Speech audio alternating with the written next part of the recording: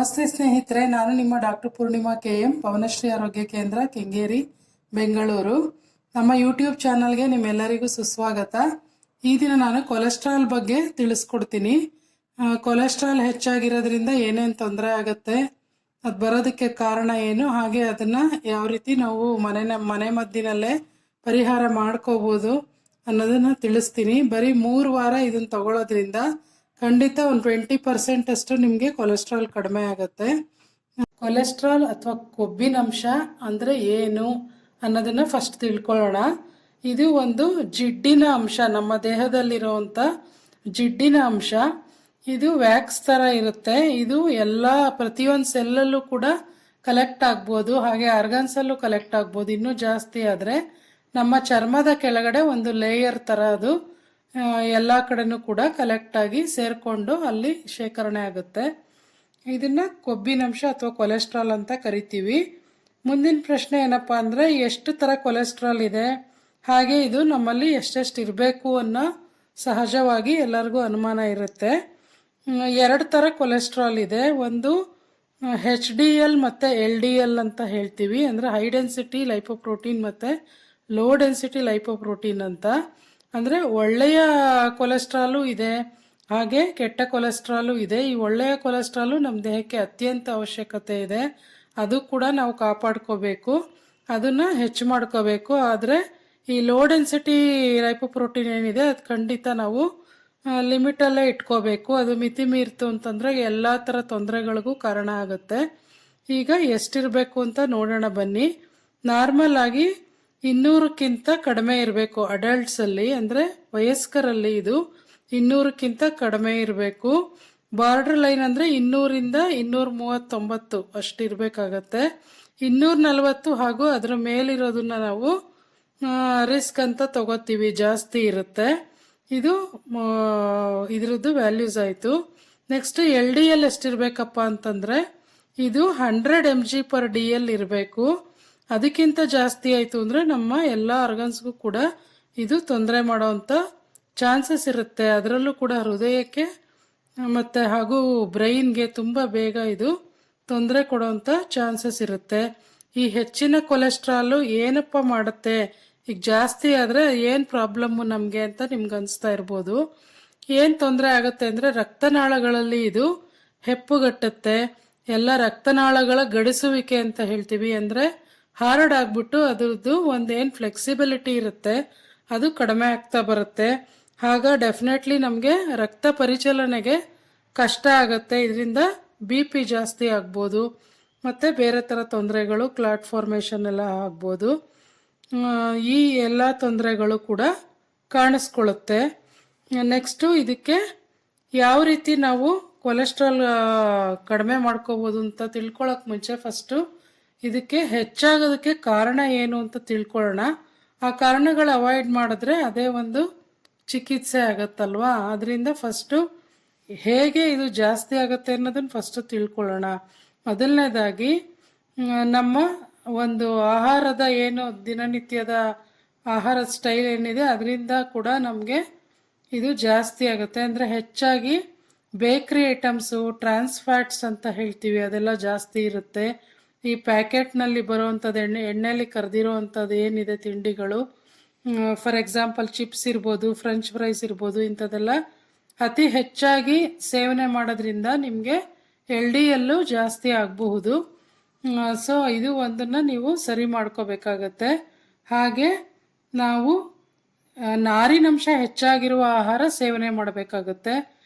For example ಇದಕ್ಕೆ ಒಂದು ಅತ್ಯುತ್ತಮ ಉದಾಹರಣೆ ಅಂದರೆ ಮೆಂತ್ಯ, ಇದರಲ್ಲಿ ನಾರಿನಂಶ ಹೆಚ್ಚಾಗಿದೆ.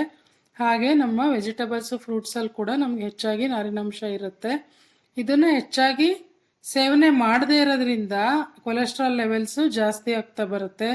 ಹಾಗೆ ರೆಡ್ ಮೀಟು ಮತ್ತು ಫುಲ್ಲಿ ಫ್ಯಾಟ್ ಇರುವಂಥ dairy products, for example cheese, paneer ಇಂಥದನ್ನು ಅತ್ಯಂತ ಹೆಚ್ಚಾಗಿ ಸೇವನೆ ಮಾಡೋದ್ರಿಂದ ಕೂಡ ನಮಗೆ ಕೊಲೆಸ್ಟ್ರಾಲು ಜಾಸ್ತಿ ಆಗ್ತಾ ಬರುತ್ತೆ. ಹಾಗೆ ಈ ಸ್ಮೋಕ್ ಮಾಡೋರಲ್ಲಿ, ಆಲ್ಕೋಹಾಲ್ ಜಾಸ್ತಿ ತಗೊಳ್ಳೋರಲ್ಲಿ ಮತ್ತು ತೂಕ ಹೆಚ್ಚಿಗೆ ಇರೋರಲ್ಲಿ ಕೂಡ ಈ ಕೊಲೆಸ್ಟ್ರಾಲು ಕಲೆಕ್ಟ್ ಆಗೋದು ಜಾಸ್ತಿ ಆಗಬಹುದು. ಹಾಗೆ ಶುಗರು, ಈ ವೈಟ್ ಶುಗರ್ ಅಂತ ಏನು ಹೇಳ್ತೀವಿ ಅದು, ಮತ್ತು ಹೆಚ್ಚಾಗಿ ಕಾರ್ಬೋನೇಟೆಡ್ ಡ್ರಿಂಕ್ಸ್ ಅಂದರೆ ಈ ಕೂಲ್ ಡ್ರಿಂಕ್ಸ್ ಎಲ್ಲ ಬರುತ್ತಲ್ವ, ಅದು ವೈಟ್ ಬ್ರೆಡ್ಡು ಇಂಥದ್ದೆಲ್ಲ ಜಾಸ್ತಿ ತೊಗೊಳೋದ್ರಿಂದ fried food, deeply fried items ಏನಿದೆ ಇದೆಲ್ಲ ಹೆಚ್ಚಾಗಿ ಸೇವನೆ ಮಾಡೋದ್ರಿಂದ ನಿಮಗೆ ಕೊಲೆಸ್ಟ್ರಾಲ್ ಲೆವೆಲ್ಸು ಜಾಸ್ತಿ ಆಗ್ತಾ ಬರುತ್ತೆ. ಸೊ ಈಗ ಅದನ್ನು ಹೇಗೆ ಕಮ್ಮಿ ಮಾಡ್ಕೊಳ್ಳೋದು ಅಂತ ನಿಮ್ಮ ಮನಸ್ಸಲ್ಲಿ ಪ್ರಶ್ನೆ ಮೂಡ್ಬೋದು. ಅದಕ್ಕೆ ನಾನು ಏನೇನು ಮಾಡ್ಕೋಬೇಕು ಅಂತ ಹೇಳ್ತಾ ಹೋಗ್ತೀನಿ. ನಮ್ಮ ಆಯುರ್ವೇದದಲ್ಲಿ ನಿಧಾನ ಪರಿವರ್ಜನ, ಶೋಧನ, ಶಮನ ಅಂತ 3 ಥರ ಹೇಳಿದ್ದಾರೆ ಚಿಕಿತ್ಸೆಯಲ್ಲಿ. ಅದರಲ್ಲಿ ನಿಧಾನ ಪರಿವರ್ಜನ ಅಂದರೆ ಬೇರೆ ಇನ್ನೇನಿಲ್ಲ, ಇದಕ್ಕೆ ಕಾರಣ ಆಗುವಂಥದ್ದನ್ನೆಲ್ಲ ನಾವು ಅವಾಯ್ಡ್ ಮಾಡ್ತಾ ಹೋಗಬೇಕಾಗತ್ತೆ. 3ರಿಂದ 6 ತಿಂಗಳವರೆಗೂ ಇದನ್ನು ಮಾಡ್ತಾ ಹೋಗೋದ್ರಿಂದ ಖಂಡಿತ ನಿಮ್ಮ ಕೊಲೆಸ್ಟ್ರಾಲ್ ಅಂದರೆ ಈ ಬ್ಯಾಡ್ ಕೊಲೆಸ್ಟ್ರಾಲ್ ಏನಿದೆ ಅದನ್ನು ಕಡಿಮೆ ಮಾಡ್ಕೋತಾ ಬರ್ಬೋದು. ಅದಕ್ಕೆ ಏನೇನು ಮಾಡಬೇಕು ಅಂತ ನೋಡೋಣ. ನಿಮ್ಮ HDL ಲೆವೆಲ್ಲು ಅಂದರೆ ಒಳ್ಳೆ ಫ್ಯಾಟು ರೈಸ್ ಮಾಡ್ಕೊಳ್ಳಿಕ್ಕೆ ಒಮೆಗಾ 3 ಫ್ಯಾಟಿ ಆ್ಯಸಿಡ್ಸ್ ಇರೋವಂಥ ನಾವು ನಟ್ಸ್ ಏನಿದೆ, ಬಾದಾಮಿ, ಗೋಡಂಬಿ ಈ ಥರದ್ದೆಲ್ಲ ಇದನ್ನು ತಗೊಳ್ಳಿ. ಹಾಗೆ ಕಡಲೆ ಬೀಜ, ಶೇಂಗಾದಲ್ಲೂ ಇರುತ್ತೆ.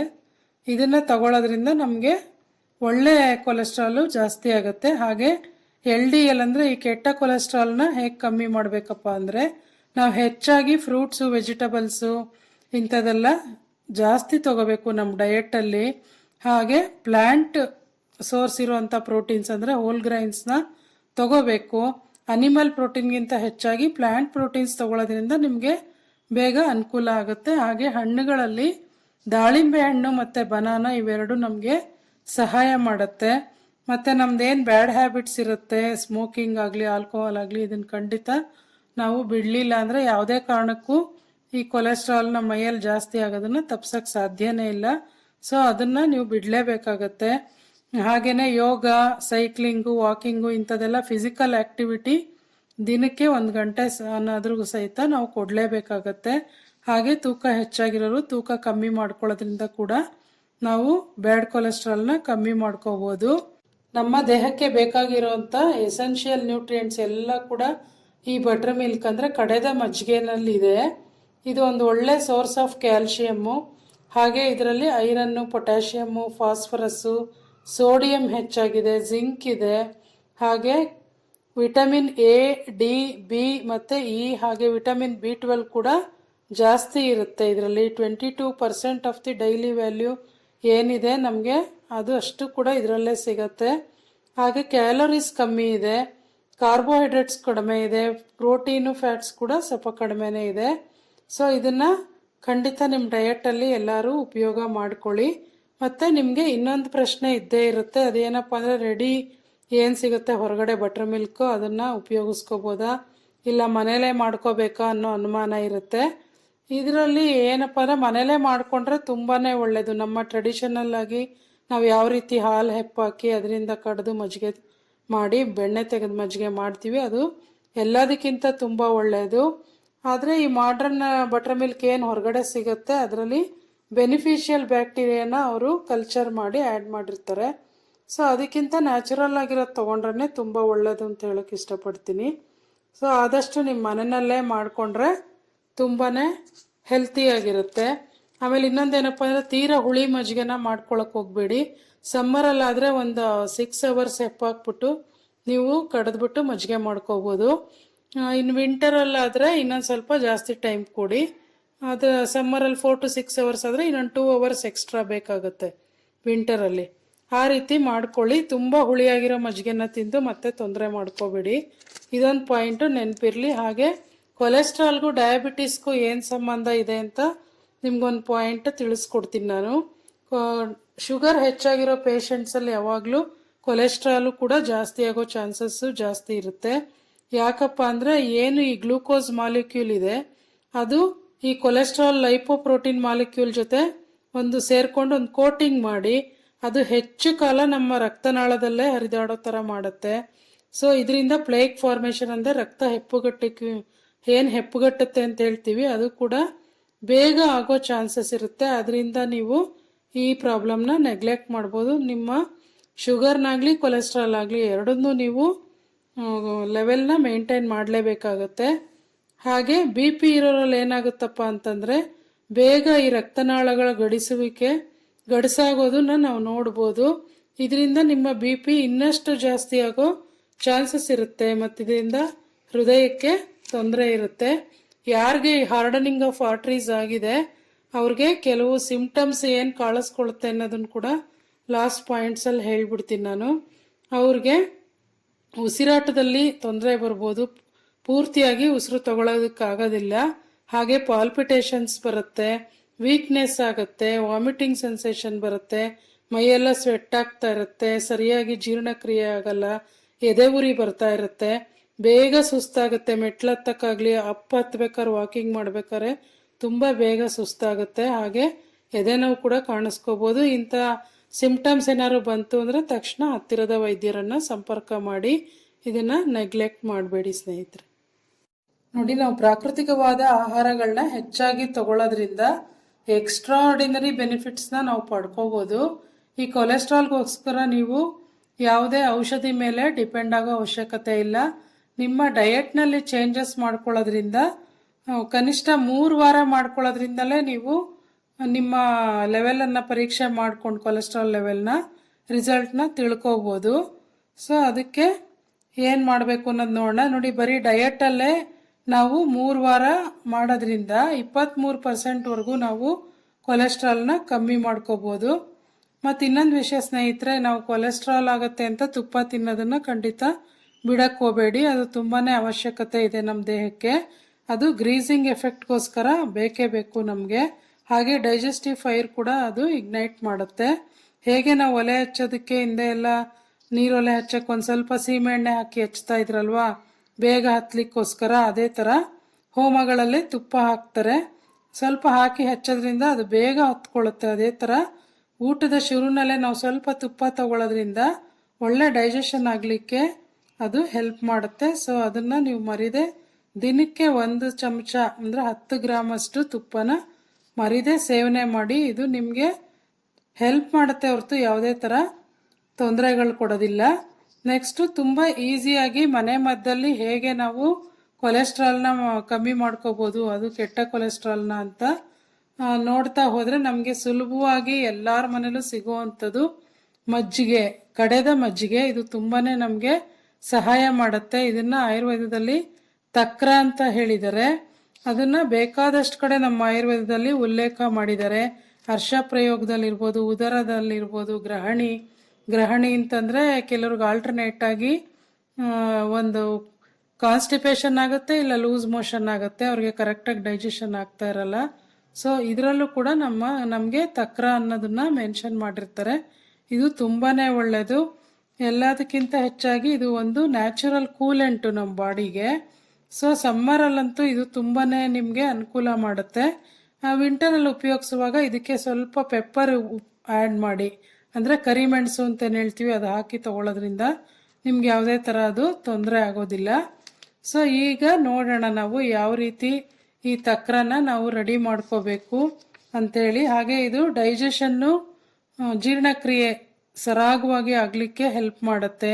ನಮ್ಮ ದೇಹನ ಒಂದು ಹೈಡ್ರೇಷನಲ್ಲಿ ಇಡುತ್ತೆ. ಅಂದರೆ ಯಾವುದೇ ಥರ ನಮಗೆ ಡಿಹೈಡ್ರೇಟ್ ಆಗ್ದಂಗೆ ಹೈಡ್ರೇಷನ್ ಮಾಡಿ ಇಡುತ್ತೆ. ಹಾಗೆ ವೆಯ್ಟ್ ಲಾಸ್ಗೆ ಕೂಡ ಹೆಲ್ಪ್ ಆಗುತ್ತೆ. ಚರ್ಮಕ್ಕೆ ಕೂಡ, ಸ್ಕಿನ್ನು, ಹೇರ್ಸು ಎಲ್ಲದಕ್ಕೂ ಬಹಳನೇ ಒಳ್ಳೆಯದು. ಓವರ್ ಹೆಲ್ತ್ಗೆ ಒಳ್ಳೆಯದು. ಇದರಲ್ಲಿ ಪ್ರೋಬಯೋಟಿಕ್ ಬ್ಯಾಕ್ಟೀರಿಯಾ ಇದೆ, ಅಂದರೆ ಯೂಸ್ಫುಲ್ ಬ್ಯಾಕ್ಟೀರಿಯಾ ಅಂತ ಹೇಳ್ತೀವಿ. ಸೊ ಇದು ನಮಗೆ ಬಹಳ ಅವಶ್ಯಕತೆ ಇದೆ. ಸೊ ಇದನ್ನು ಜಾಸ್ತಿ ಮಾಡುತ್ತೆ. ಸೊ ಏನು ರಕ್ತನಾಳಗಳಲ್ಲಿ ಏನು ಹೆಪ್ಪುಗಟ್ಟುತ್ತೆ ಈ ಕೊಬ್ಬು, ಅದನ್ನೆಲ್ಲ ಕರಗಿಸ್ತಾ ಬರುತ್ತೆ ಇದು. ಸೊ ನಿಮ್ಮ ಬಿ ಪಿ ಕೂಡ ರೆಡ್ಯೂಸ್ ಆಗುತ್ತೆ. IBS ಅಲ್ಲಿ ಕೂಡ ಇದು ಹೆಲ್ಪ್ ಮಾಡುತ್ತೆ. ಅಸಿಡಿಟಿ ಇರೋರು ಕೂಡ ಒಳ್ಳೆಯದು. ಹಾಗೆ ಕೆಲವ್ರಿಗೆ ಲ್ಯಾಕ್ಟೋಸ್ ಇಂಟಾಲರೆನ್ಸ್ ಅಂತ ಹೇಳ್ತೀವಿ, ಹಾಲು ಕುಡಿದ್ರೆ ಅವ್ರಿಗೆ ಡೈಜೆಸ್ಟ್ ಆಗಲ್ಲ, ಅಂಥವರು ಮಜ್ಜಿಗೆನ ಖಂಡಿತ ಉಪಯೋಗ ಮಾಡ್ಕೋಬೋದು. ಇಷ್ಟೆಲ್ಲ ಬೆನಿಫಿಟ್ಸ್ ಇದೆ ಸ್ನೇಹಿತರೆ. ಈಗ ನೋಡೋಣ ಯಾವ ರೀತಿ ಮಾಡೋದು ಅಂತ. ಇದಕ್ಕೆ ಬೇಕಾಗಿರೋ ಇಂಗ್ರೀಡಿಯೆಂಟ್ಸ್ ನೋಡೋಕೆ ಮುಂಚೆ ನಮ್ಮ ಚಾನಲ್ಗೆ ಯಾರು ಇನ್ನೂ ಸಬ್ಸ್ಕ್ರೈಬ್ ಮಾಡಿಲ್ಲ, ದಯವಿಟ್ಟು ಸಬ್ಸ್ಕ್ರೈಬ್ ಮಾಡಿ. ಇದರಿಂದ ನಿಮಗೆ ನಮ್ಮ ವಿಡಿಯೋಗಳು ಬಹಳ ಬೇಗ ತಲುಪುತ್ತೆ. ಹಾಗೆ ಬೆಲ್ ಬಟನನ್ನು ಒತ್ತಿ.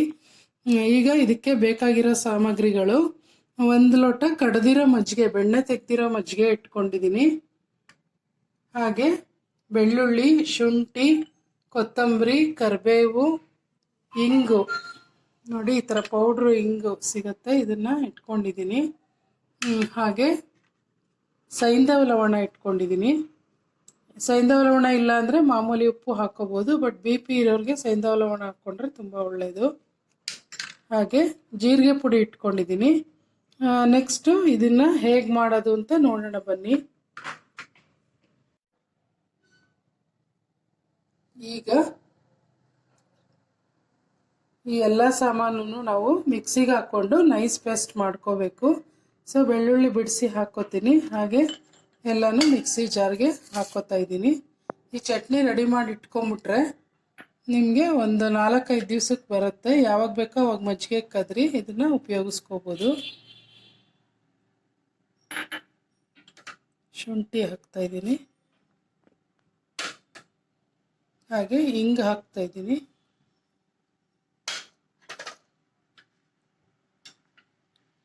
ಜೀರಿಗೆ ಪುಡಿನೂ ಇದಕ್ಕೆ ಹಾಕ್ಬಿಡ್ತೀನಿ.